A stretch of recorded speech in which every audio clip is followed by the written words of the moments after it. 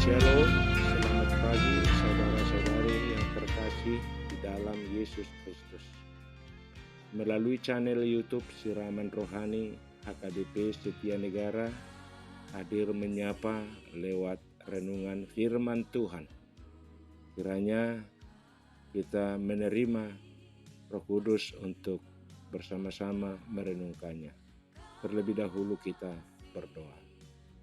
Allah Bapa di dalam Yesus Kristus, terima kasih buat segala berkat Tuhan yang boleh kami rasakan hingga pagi hari ini. Engkau memberikan hari yang indah dalam kehidupan kami.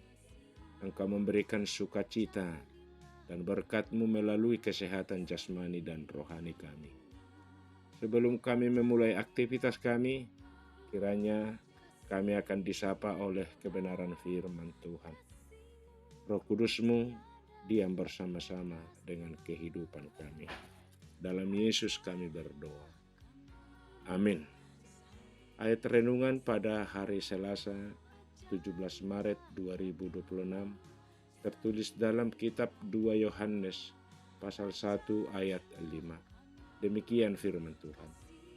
Dan sekarang aku minta kepadamu, Ibu, bukan seolah-olah aku menuliskan perintah baru bagimu, tetapi menurut perintah yang sudah ada pada kita dari mulanya, supaya kita saling mengasihi. Demikian kebenaran firman Tuhan.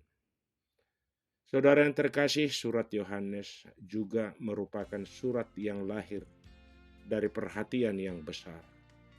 Surat 2 Yohanes ditulis oleh seorang yang diyakini adalah Rasul Yohanes. Surat ini dialamatkan kepada ibu yang merupakan bahasa kiasan untuk menggambarkan sebuah gereja ataupun jemaat lokal. Sapaan ini merujukkan hubungan yang sangat erat, karib di antara Yohanes dan jemaat tersebut. Salah satu tema penting dalam surat ini adalah nasihat Rasul Yohanes kepada jemaat agar waspada terhadap pengajaran sesat dan berani menolak ajaran-ajaran sesat atau ajaran-ajaran palsu yang muncul dalam jemaat mula-mula. Nasihat ini lahir dari perhatian yang besar dari sang Rasul Yohanes terhadap perkembangan jemaat tersebut. Jemaat yang telah hidup benar dalam pengajaran yang benar tidak boleh terlena dan membiarkan persekutuan mereka digerogoti oleh orang-orang yang datang dengan ajaran palsu yang menyesatkan. Memang dalam surat ini Yohanes tidak secara spesifik menggambarkan ajaran sesat yang dimaksud. Apakah itu Gnostik? Apakah itu ajaran Yudaisme atau ajaran sesat lainnya yang berkembang pada masa tersebut? Tapi dipastikan melalui zamannya hal ini diajarkan oleh para guru-guru palsu, yaitu ajaran yang mengedepankan pikiran. Saudara yang terkasih, kehidupan orang Kristen pada jemaat mula-mula yang sudah mulai tumbuh atas kebenaran yang melahirkan kasih, ataupun atas kasih yang melahirkan perbuatan-perbuatan kebenaran, sudah menjadi kehidupan jemaat mula-mula.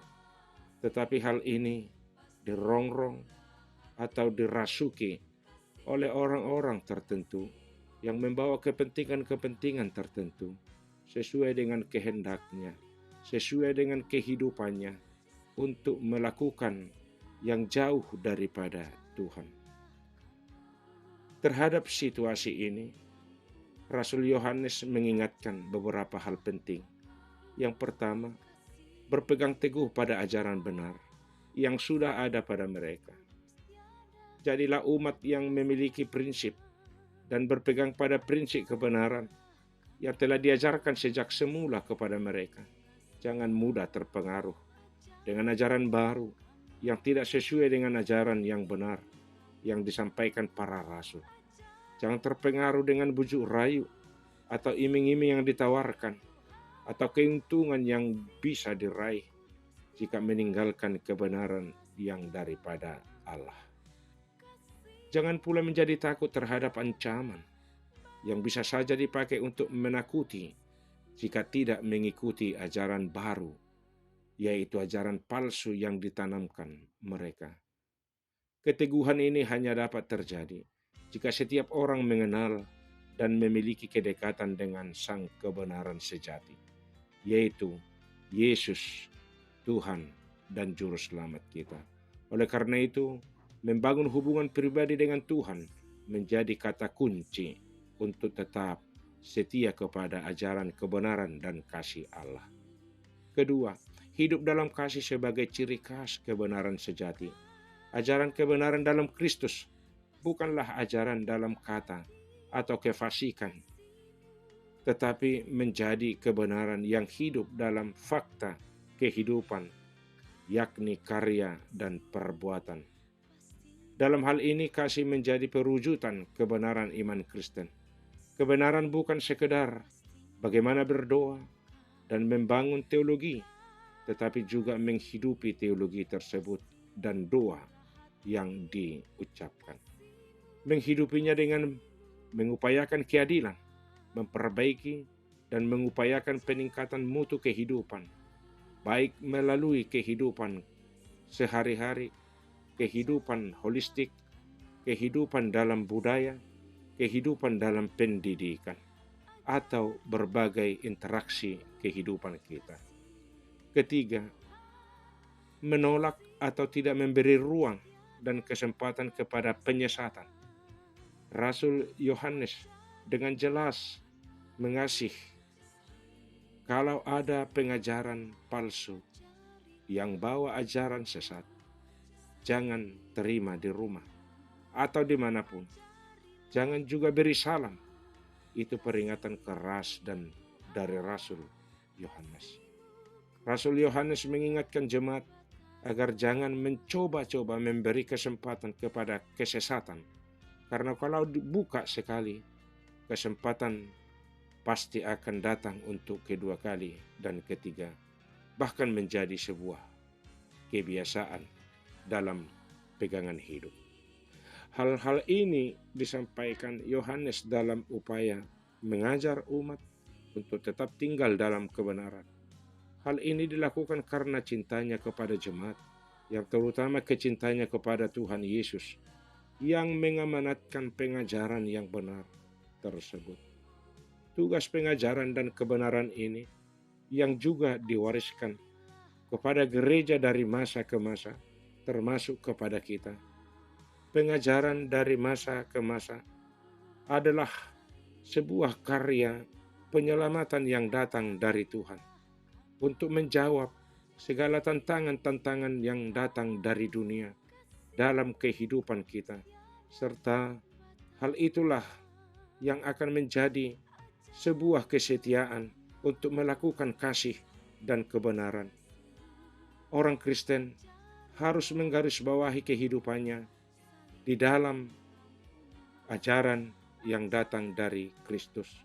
Kebenaran Kristus akan melahirkan kasih Kristus, dan kasih Kristus juga akan melakukan kebenaran yang kita lakukan setiap harinya.